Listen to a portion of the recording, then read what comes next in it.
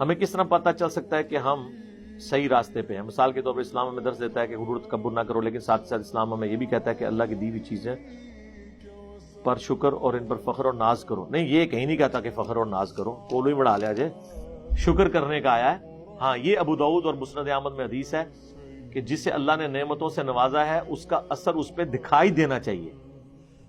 یہ چیز بالکل اور ہے. اثر دکھائی دینے کا مطلب یہ نہیں ہے کہ آپ نے دوسروں کو ایسے کر کے دیکھنا ہے. اس کا کانٹیکس یہ ہے کہ وہ ابو داؤد اور مسند احمد میں حدیث ہے کہ ایک شخص آیا جس کے بالکل پھٹے پرانے کپڑے تھے، میلے کچیلے. آپ نے اس کو بلا کے پوچھا کہ بھی تیرا سٹیٹس کیا ہے؟ تو اس نے بتایا میری تو اتنی بھیڑ بکریاں ہیں. اس زمانے میں تو بھیڑ بکری، تو اتنا امیر آدمی تھا اور کپڑے اس نے ایسے، جس طرح یہاں بھی بعض امیر آدمیوں نے جان بوجھ کے اس طرح کی حالت بنائی ہوتی ہے کہ ان سے مانگ ہی نہ لے. وہ خود ہی غریب بنے ہوئے ہوتے ہیں جان بوجھ کے کہ کوئی ہم سے مانگے نہ. حضور نے فرمایا کہ یار اللہ نے تجھے نعمتوں سے نوازا ہے تو پھر اس کا اثر تو تجھے دکھائی دینا چاہیے. ابو داؤد میں ایک اور حدیث ہے، ایک شخص آیا، اس کے بال بکھرے تھے. آپ فرمایا تجھے کوئی چیز نہیں ملی کہ تو اپنے بال سنوار لیتا.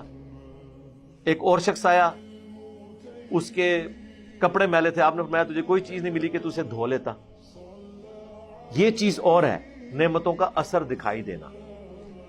یعنی جو اللہ نے آپ کو نعمت دی ہے آپ اس سٹیٹس کو اویل کریں، لیکن اس کی بنیاد پہ دوسروں کو حقیر جاننا وہ تکبر ہے. وہ صحیح مسلم میں حدیث ہے جس کے دل میں رائی کے دانے کے برابر بھی تکبر ہوا جنت اس کے اوپر حرام ہے.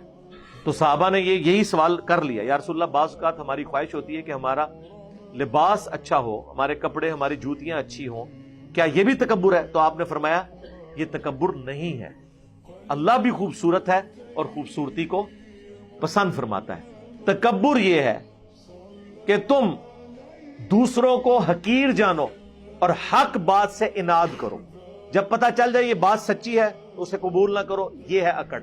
اور یہ اکڑ ان لوگوں میں موجود ہے جو سو کالڈ صوفی بنے ہوئے ہیں، چاہے انہیں بخاری مسلم کی حدیثیں دکھائیں، ٹاٹ پہ بیٹھے ہوئے ہوں گے. اکڑ آپ کو نظر آئے گی، وہ اس کے مطابق نماز شروع نہیں کریں گے. آپ انہیں قرآن کی آیات پڑھ کے بتائیں، وہ شرک نہیں چھوڑیں گے. اور کپڑے سارا اسلام واڑ لیا انہوں نے. تکبر ہے حق بات سے اناد کرنا اور دوسروں کو حقیر سمجھنا، دوسروں سے نفرت کرنا. وہ بھی آپ کو ان لوگوں میں نظر آئے گا. غریب لوگوں کو کس طرح ٹریٹ کرتے ہیں اور امیروں کو کس طرح ٹریٹ کرتے ہیں. ایون لنگر خانوں پہ امیروں کے لیے لنگر الگ بنا ہوتا ہے، غریبوں کے لیے علیحدہ بنا ہوتا ہے. جب یہ پولیٹیشنز، ریاستی اداروں کے لوگ، بڑے بڑے لینڈ لارڈ جاتے ہیں نا جب مزارات کے اوپر، ان کے لیے کمرہ علیحدہ ہوتا ہے، وہاں پہ لنگر بھی علیحدہ ان کے لیے بنا ہوتا ہے. اور جو آپ اور میرے جیسے لوگ جاتے ہیں ان کے لیے وہ لمبی پانی والی دال ہوتی ہے، جڑی کٹ جائے تو اور پانی سٹ لیندے نے اور ایک ابالا اور دے لیندے نے. ہاں یہ ہے. تو اچھا لباس پہننا تکبر نہیں. البتہ اس کا دوسرا رخ ہے، وہ بھی یاد رکھیں. ابو داؤد میں حدیث ہے جس شخص نے دنیا میں شہرت کا لباس پہنا، قیامت کے دن اللہ اسے ذلت کا لباس پہنائے گا. یعنی اگر آپ کی خواہش ہے نا کہ آپ ڈومیننٹ نظر آئیں لوگوں میں، اس کی وجہ سے لوگ آپ کو پہچانے اور لوگ آپ کی عزت کریں، تو یہ پھر معاملہ ہو جائے گا تکبر والا. لیکن یہ اس شخص نے خود دیکھنا ہے. آپ نے نہیں کسی کو کہنا کہ یہ متکبر ہے.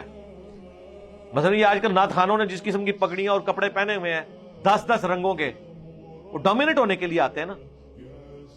ہم صرف ترغیب دلائیں گے، ان کا اور اللہ کا معاملہ ہے.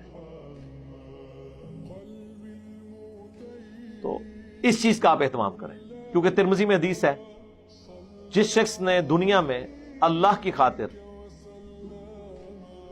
مہنگا لباس ترک کر کے سادہ لباس پہنا، قیامت کے دن اللہ تعالیٰ پبلکلی اسے جنتی حلہ پہنائے گا کہ اس نے دنیا میں میری وجہ سے سادگی اختیار کی. سادگی الگ چیز ہے، گندگی الگ چیز ہے. سادگی کا مطلب قطعاً گندگی نہیں ہے کہ آپ گندے کپڑے پہنیں. ایک آپ کام کاج کے جو کپڑے ہیں نا وہ ناپاک نہ ہو، نماز ان میں ہو جائے گی.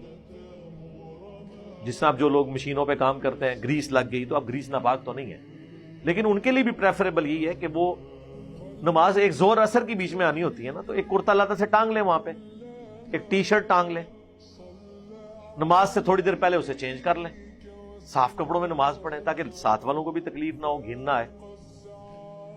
نماز تو ہو جائے گی لیکن اہتمام کریں صاف ستھرے. تو صفائی ستھرائی اور چیز ہے، گندے کپڑے پہننا اور چیز ہے، صاف کپڑے پہننا کوئی تکبر نہیں ہے، یہ تو ریکوائرمنٹ ہے۔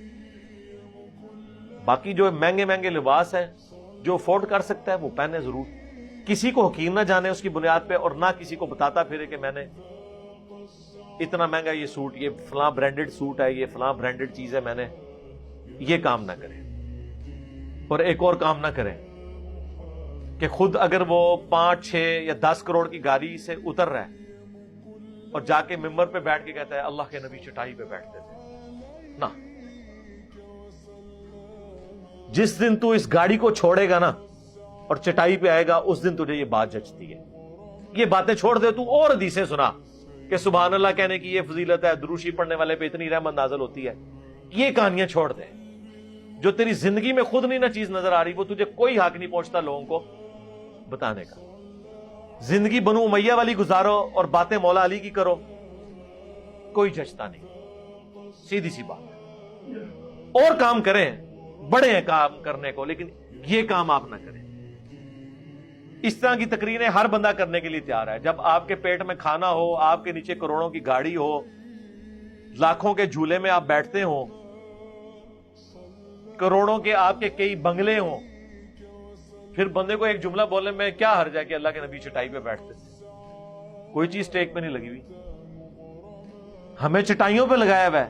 خود ان لوگوں کی حالت دیکھ لیں، یہی آپ کے پولیٹیشنز بھی آپ کے ساتھ کر رہے ہوتے ہیں۔ ہمیں کن کاموں پہ لگایا ہوتا ہے، خود ان کی زندگیاں کس طرح گزر رہی ہوتی ہیں۔ ہمیں بتا رہے ہوتے ہیں کہ مہنگائی کا ہمیں درد ہے جناب، آٹا اتنا مہنگا ہو گیا، چینی اتنی مہنگی ہوگی۔ ان کا آٹا چینی کے ساتھ کیا لینا دینا میرے بھائی؟ انہوں نے کبھی مشکل وقت دیکھا ہی نہیں ہے، ان کے گھروں میں کبھی بجلی جاتی نہیں ہے، یو پی ایس ہے، جنریٹر ہے، ان کو کیا فرق پڑتا ہے؟ آپ کے سامنے تو آ کے بجلی کے بلوں کو آگ لگا دیں گے۔ بھئی ہم اگر اپنے بجلی کے بل کو آگ لگائیں گے اور نہیں جمع کرائیں گے ہمارا تو کنیکشن کٹ جائے گا، لیکن جو بندہ کنٹینر پہ یا سٹیج پہ کھڑے ہو کے یہ کام کر رہا ہے اس کی بجلی کٹ جائے گی تو اس کے گھر تو جنریٹر ہے، اور وہ بھی پانی سے نہیں ڈیزل اور پیٹرول سے چلتے ہیں، اور اس کے پاس خرچہ موجود ہے، تو وہ تو روزانہ جلائے بے شک بل، آپ تو نہیں جلا سکتے۔ تو آپ یہ دیکھا کریں کہ یہ آپ کے ساتھ ہو رہی کیا ہے۔ ہمارے ایک جیل میں بہت بڑے پیر صاحب تھے، فوت ہو گئے، اللہ تعالیٰ ان کی مغفرت کرے۔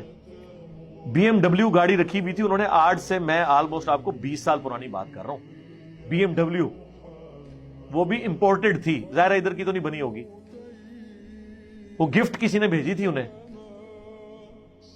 اس زمانے میں کروڑوں کی قیمت تھی اس کی، لیکن وہ تہمت باندھ کے اس میں بیٹھتے تھے، مسواک ہاتھ میں ہوتی تھی، سفید کرتا اور پگڑی وائٹ کلر کی باندھی ہوئی۔ جب وہ گاڑی سے اترتے تھے لوگ کہتے تھے یار پیر صاحب کتنے سادہ ہیں، دیکھیں تہمت پہنی ہوئی ہے۔ اس تہمت کے پیچھے بی ایم ڈبلیو چھپ جاتی تھی۔ اتنی مت ماری ہوئی ہے لوگوں کی، اور ابھی تک ماری رہنی تھی اگر ہم آپ کا اس طرف دھیان آپ ہی دیکھتے، آپ کہتے واقعی یار کتنا سادہ پیر ہے، اس زمانے میں بھی یار اس نے تہمت اور مسواک اور پگڑی، آپ کو بی ایم ڈبلیو نظر ہی نہیں آنی تھی، جس طرح ابھی آپ کو ان کو لاکھوں روپے کے ان کے موبائل نظر نہیں آ رہے ہیں، ٹھیک ہے؟ ان کے ہاتھ میں جو مسواک ہے اس مسواک کے پیچھے ان کے وہ بڑے بڑے چھتر موبائل چھپے ہوئے ہیں۔ ادھر مسواک سے جائی ہوئی ہے سامنے، ادھر جو ہے وہ جناب انہوں نے 3 لاکھ روپے کا مفت کا مرید کا گفٹ کیا، وہ موبائل جیب میں رکھا ہوا ہے، ہو سکتا ہے یہاں کہیں ایک کونے پہ پیوند بھی لگا ہوا ہو۔ اور یقین کریں مرید اتنے رقیق القلب ہوتے ہیں، وہ دیکھ کے پیروں کو روتے ہیں کہ یار ہمارے پیر صاحب کتنے سادہ ہیں۔ میں نے خود دیکھا ہے لوگوں کو روتے ہوئے۔ تو ظاہر ہے علاج ہے آپ کا استحصال ہو اسی طریقے سے، جب آپ کا عقل کا لیول یہ ہے کہ ایک تہمت کے پیچھے، ایک مسواک کے پیچھے بی ایم ڈبلیو چھپ جائے، V8 چھپ جائے، ایک سفید پگڑی کے پیچھے، سفید کپڑوں کے پیچھے، تو ٹھیک ہے، پھر اس قوم کے ساتھ استحصال اسی طریقے سے ہونا چاہیے۔